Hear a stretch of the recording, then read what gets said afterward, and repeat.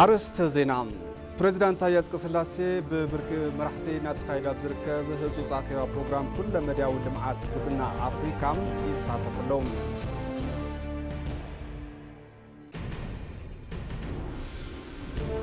ኢትዮጵያን ሶማሊያን ክልቲያዊ ርክበን ንምጥንኻር ብምትሕባር ከም ዝሰርሓ ኣፍሊጠን።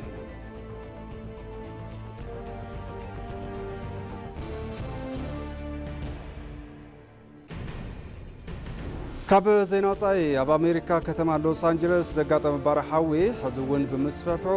ኣብ ልዕሊ ሰብን ንብረትን ጉድኣት እናብፅሐ ምዃኑ ተገሊጹ።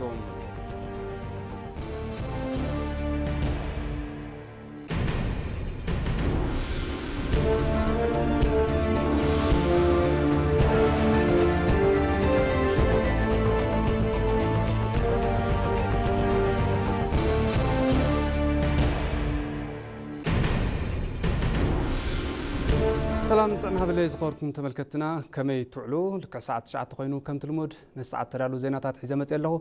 زيناتات ندامرحو بصاحب مصنع أنا برهان فساي سنة مكتال بريزيدنت تايي أصقሥላሴ ببرك مراحتي ناتقايد أبزركب هصوص آخوا بروغرام كل مدياو لمعات قبرنا أفريكا ويون كاديب يساتفلهم اتي اب يوغندا كتما كامبالا ناتقايد زركب هصوص آخوا لومي سالساي معالتن تخون ببركي مراحتيو الناتقايد زركب ابتي هصوص آخوا بمنبر كوميشن حبرت أفريكا مصافاقي محمد بريزيدنت يوغندا يوري موسيفيني كوميشنر قبرنا لمعات قطر بلو إيكونومين زلاقي لوط إكابياوي آيرنتي كوميشن أمباسادر جوزيف ساكون كالو تمرحتي حبرتين مراحتي هاقرات أفريكا منشترات قبرنا محازوت لمعاتن زملكتهم أكالاتن ترخيبهم يوم بريزيدنت تايي أصقሥላሴ أب كوميشن إيكونومي حبرت أفريكان ود حبرات منقستاتن قوامي لأختي إثيوبيا أمباسادر هيروت زمنن منستر قبرنا قرمامنتين إثيوبيا وكيلهم أبتي أخيبا الناتساتفو يركبهم أبتي أخيبا فزات مع 10 عامت كاديب كما قواتر أوروباويان كاب 15 كساب 25 زقمقم تخون كاب 26 كساب 35 كما قواتر أوروباويان تقوارو زخون استراتيجي 10 عامتين مرها قبري أفزاتمان كاديب كم صدق تثبيت قبرم تاخيبا استفلالي وسانتات بمتحلاف كم زازم ون تثبيت تغير لهم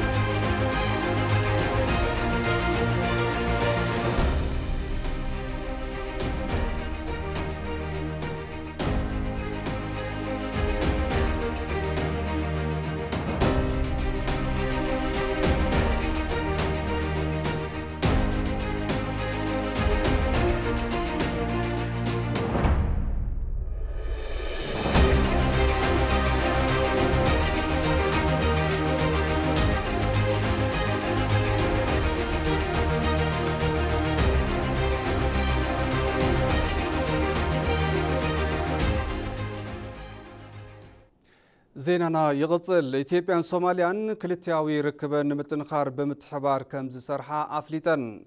أبا إثيوبيا علاو عدة سراح نمقبار أديس أبابا زاتو بريزيدنت حسن الشيخ محمد أبا معرفو نفرتي بولين تبصحو قدام منستر أبي حمد دموق أقواب لا غيرهم لهم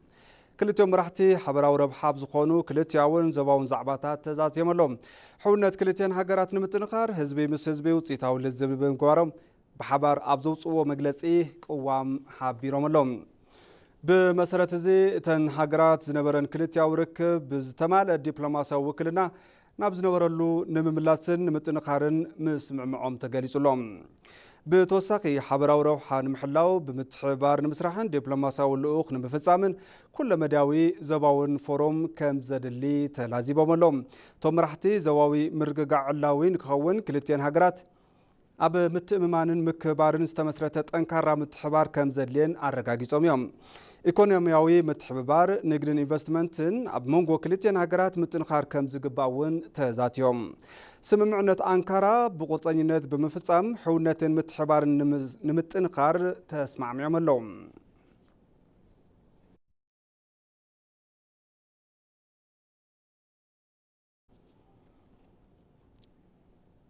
ዕዳጋ ካፒታል ናብራ ዜጋታት ዝቕይር ዓውድን ክኸውን ጠመተ ሂብካ ይስራሕ እዩ ክብላም ዋና ዳይረክተር በዓል መዚ ዕዳጋ ካፒታል ሓና ተኸልኩ ገሊፀን ኣሎም ቀዳማይ ሚኒስትር አብይ አሕመድ ዕዳጋ ሰነድ መዋዕል ንዋያት ኢትዮጵያ ብዕሊ ትማሊ ዘጀመሩ እንትኸውን ኣብቲ መርሃ ግብሪ ፓናል ዘተ ተሳሊጡሎም እተን ዋና ዳይረክተር ኣብ ዝሓለፉ ዓማውቲ ካብ መንግስቲ ኣንፈታት ፖሊሲ ሪፎርም ሃገር በቀል ኢኮኖሚን ሓፈሻዊ መምሓየሺ ኢኮኖሚ ማዕቐፋትን ብምብጋስ ዕዳጋ ካፒታል ናይ ምውዳብ ስራሕ ክስራሕ ከም ዝተጸንሐ ተዛሪበን እየን ብመሰረት እዚ ዝለዓለ ጠመተ ዝተዋህቦ ግልፂ ዝኾነ ዕዳጋ ካፒታል ዝመርሕን ዝቆጻጸርን ማዕቐፍ ሕጊ ኣብ ምስንዳእ ከም ዝነበረ እውን ሓቢረን እየን ኣዋጅ ዕዳጋ ካፒታል ቁጥሪ 1248 ብምጽዳቕ ናብ ስራሕ ምእታው እውን ተዛሪበን እቲ ማዕቐፍ ሕጊ በዓል መዚ ዕዳጋ ካፒታል ኢትዮጵያ ዕዳጋ ሰነድ መዋዕለ ንዋይ ኢትዮጵያን እቲ ዕዳጋ ዘራኽቡ ትካላትን ንክፋለጡ ከም ዝተገብረ ገሊፀን እየን እቲ ኣዋጅ ዕዳጋ ንምስላጥ ዝጥዕሙ ትካላትን ቴክኖሎጂታትን ንክፍጠሩ ዘኽኣለ ማዕቐፍ ኣሰራርሓ ምዝርግሑ እውን ኣብሪሀን ብድምር ዕዳጋ ካፒታል ናብራ ዜጋታት ዝቕይር ዓውዲ ንክኸውን ጠመተ ሂብካ ክስራሕ እዩ ኢለን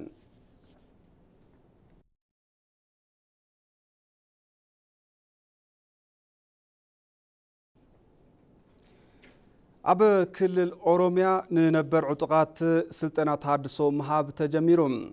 ኮሚሽን ሃገራዊ ተሃድሶ በክልል ኦሮሚያ ዝርከቡን መንገዲ ሰላም ዝመረጹን ነበር ዕጡቃት ስልጠና ተሃድሶ ምሃብ ተጀሚሩሎም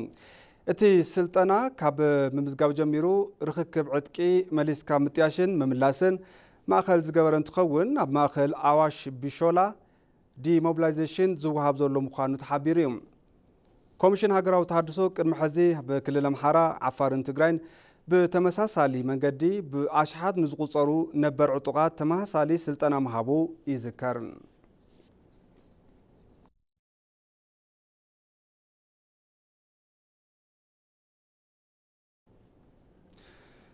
መበል 55 መዘከርታ በዓል ምሕዝነት ኢትዮጵያን ቻይናን ኣብ ኣደባባይ ወዳጅነት ተኸቢሩ ኣብቲ መርሃ ግብሪ ዴታ ሚኒስትር ጉዳያት ወፃኢ አምባሳደር ምስጋኑ አረካ አምባሳደር ቻይና በኢትዮጵያ ቼን ሃይ ፕሬዚዳንት ዩኒቨርሲቲ አዲስ አበባ ሳሙኤል ክፍሌ ከምውን ካልኦት ጻውዒት ዝተገበረሎም አጋይሽ ተረኺቦም እዮም አምባሳደር ምስጋኑ አረጋ ኣብቲ መድረኽ እዚ በዓል 55 ክብረ በዓል ምሕዝነት ኣብ ኩሎም ዘፈራት እናተጠናኸረ ንዝመፀ ኩለንተናዊ ርክብ ኢትዮጵያን ቻይናን መርኣያ እዩ ኢሎም ቻይና ቀንዲ መሓዛን ንግድን ኢንቨስትመንትን ኢትዮጵያ ምዃና ድሕሪ ምግላጽ ሰብ ሃፍቲ ቻይና መንግስቲ ዘመቻቸወሎም ጥጡሕ ባይታ ንኽጥቀሙሉ ጻውዒት ኣቕሪቦም አምባሳደር ቺን ሃይ ቦገኖም ምሕዝነት ክልቲአን ሃገራት ብግዘን ኩነታትን ዘይልወጥን ዘመን ተሳጋርን ምዃኑ ኣረዲዮም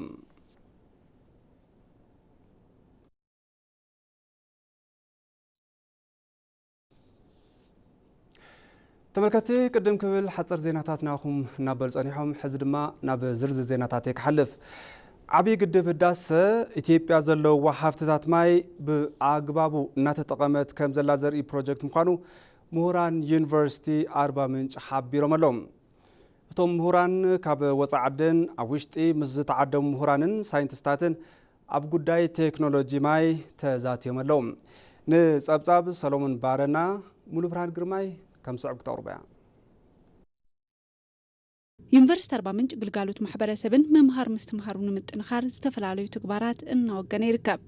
ኣብ ዩኒቨርሲቲ አርባ ምንጭ ኢንስቲትዩት ቴክኖሎጂ ማይ ቁጠባዊ ረብሓ ንኸመዝግቡ ሳይንሳዊ ዝኾነ መጽናዕትን ምርምራት ብስፍሓት እናተሳለጠ ይርከብ። ነዙይ ንምጥንኻሩን ኣብ ውሽጢ ዓድን ካብ ወጻኢ ተዓዲሞም ምስ ዝመጹ ትውልደ ኢትዮጵያውያን ምሁራንን ሳይንቲስታት ዘተ ተሳሊጡ እዩ። ኣብቲ ዘተ እውን ኢትዮጵያ ዘለዎ ሃብቲ ማይ ብኣግባቡ ንኽጥቀም ዘኽእል ዓቕሚ ከም ዝተፈጠረ ዝተለዓለ እንትኾን ነዙይ ከም መርኣያ እውን ግድብ ህዳሴ ተላዒሉ እዩ። ያለን ሀብት አንደኛ ውሃ ነው። ውሃ ሀብታችን ከሆነ እንደ ሀገር በጋራ ሆነን ያሉንን ውሃ ሀብቶች በሙሉ መጠቀም አለብን። ፈለማ ዘለና ሀብት ማይ እዩ። ማይ ሃፍትና ተኾይኑ ከም ሃገር ዘለውና ሃፍትታት ማይ ክንጥቀመሎም ይግባዩ። ግድብ ህዳሴ እንትጅመር ሕድሕድ ዜጋታት ብጽሒቶም ተዋፂኦም እዮም። ግድብ ህዳሴ አባይ ኣብዚ ሕዚ በፂሕዎ ዘሎ ብርኪ መብፅሑ ከም ሃገር ዘለና ሃብቲ ማይ ንኽንጥቀመሉ ትምህርቲ ዝሃበ ምዃኑ ተላዒሉ እዩ። የሁላችንም ኢትዮጵያውያን አንድ ሂስትሪያችን ነው የጋራ የሆነ ንኹላትና ኢትዮጵያውያን ሓደ ዝገብር ታሪክና እዩ። ብጣዕሚ ሕጉስቲ ብጣዕሚ ደስ ዝብል ስራሕና ሰሪሕና ፈጣሪ ይመስገን ካልኦት ግድባት ይህልውና እዮም ዝብል እምነቱን ኣለኒ። ንሕና እውን ከም ምሁራን ዩኒቨርሲቲ አርባ ምንጭ ዝተፈላለዩ መጽናዕታዊ ጽሑፋት ምቕራብና ክንቅጽሊና ኣብቲ ዝተረኸቡ አምባሳደር ዶክተር ኢንጂነር ስለሽ በቀለ በወገኖም ኢትዮጵያ በምህንድስና ማይ ዘለዋ ልምዲ ካብ በዓል ሓሊፉ ንአፍሪካ ብዝጠቅም ብርኪ ንኽውዕል ክስርሐሉ ከም ዝግባእ አልዒሎም እዮም። በግቤ 3 በግቤ 4 በህዳሴ ግድብ በገናሌ ዳዋ የመሳሰሉት ሁሉ የተገኙት ልምዶች በጣም ሰፊ ስለሆኑ ኣብ ጊቤ 3 4 ኣብ ግድብ ህዳሴ ኣብ ገናሌ ጋዋ ዝተረኽቡ ትምህርትታት ሰፋሕቲ ስለ ዝኾኑ ነዙይ ዘጠናኽር ቦታ መስርሕ ምጥያሽ ኣድላይ እዩ።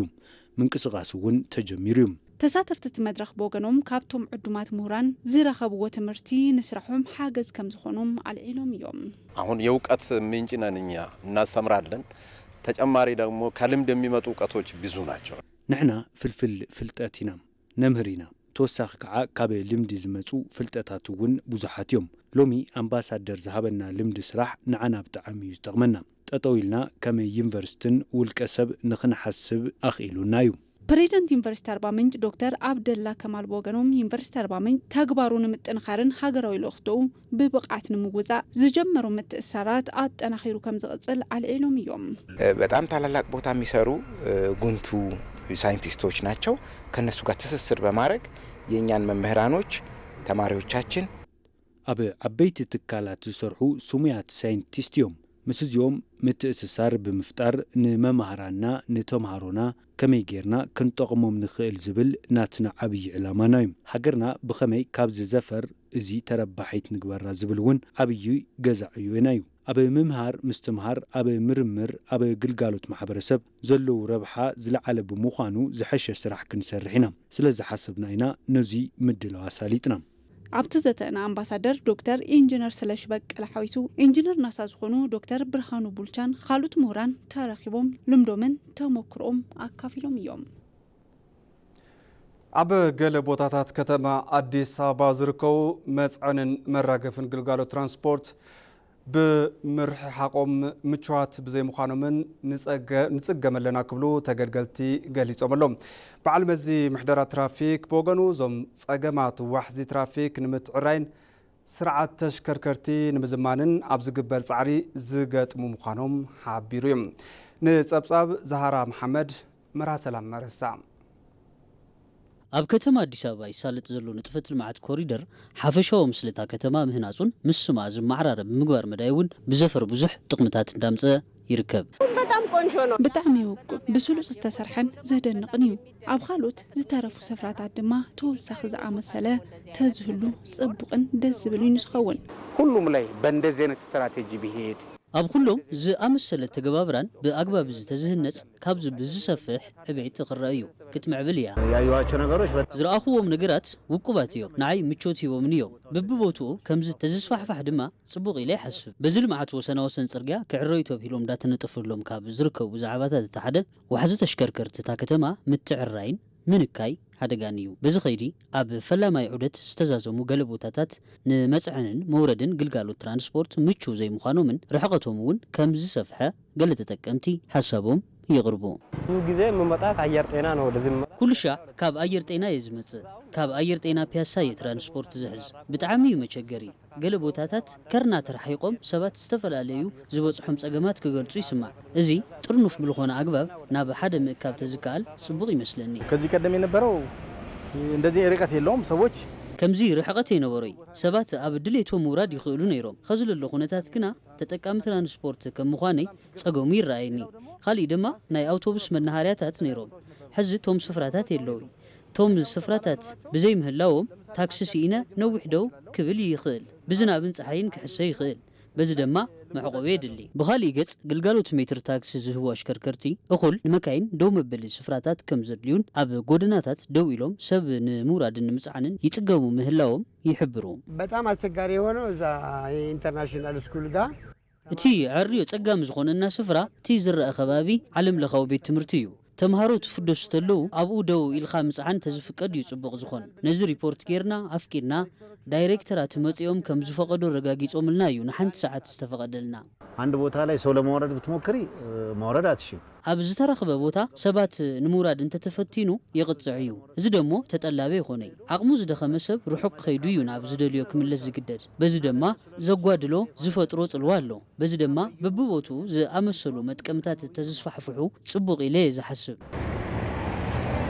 نزتلعلو قريتاتات دايركتور بعل مزم حضرة ترافيكن مسارة المعات باركينجن كتم أديس أبابا أيت بينيام جيتاتشو ملسلوام ከዚህ በፊት በነበረው አይነት አካሄድ ላይ መሄድ አይገባንም ነው قدم حزي نخدم بزنحنا كواوداتات كن وحز قبو يخونه يتزعبا حز ترخيبو زلو تغمي محبرسب زرقاقص እዩ دو مبال زخل خللو ملكت بصفحات أب قدونا بولي زرأيو فتسوم دو مبال زخل خل حقي انت تسارعون كم ممارس قنا أب بعلو أبولي ناب 4-5 زصقع سفراتات قلقالوت باركينجي وهابي أبتو وانا ترقيا قنا كاب حد دقيق نزنا أساقزا يفكاديو سب نمسعانن نموراد انتغوينو قنا بترور زخل خل نقر يلن بمبل خالاي أماراتي وشتا من قدتات انتليوم ناون دا أتون دا راقفون دا زعانون ماليسوم بتترافيك محازي خيلو يوم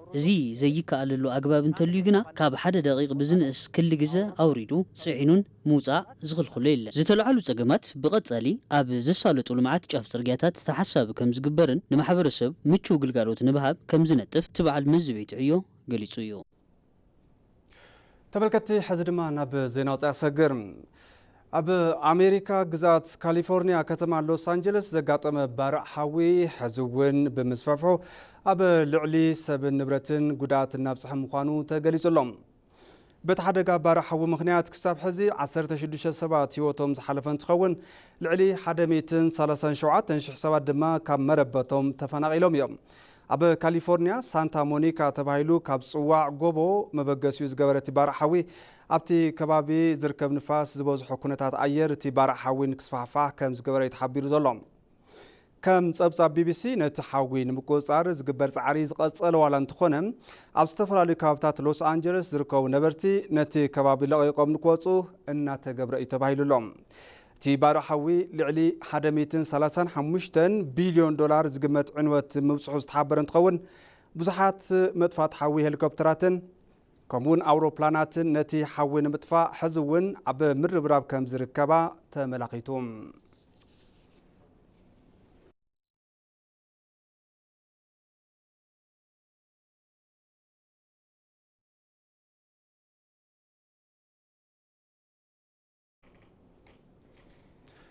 أب موداتا قند زيناتات زعلتي كزخاخركم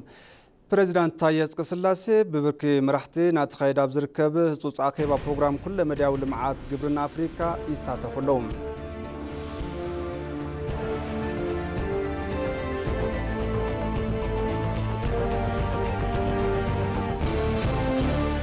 ኢትዮጵያን ሶማሊያን ክልቲያው ርክበን ምጥንኻር ብምትሕባር ከም ዝሰርሓ ፍሊጠን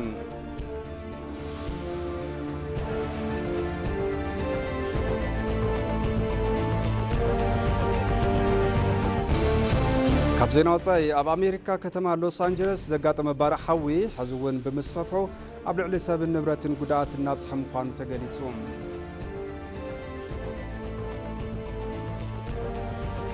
ባርከስ ተመልከቲ ማዕድ ዜና በዚ ዛዘም ስለምክታልኩም ዓዚና ነመስግን ሰላም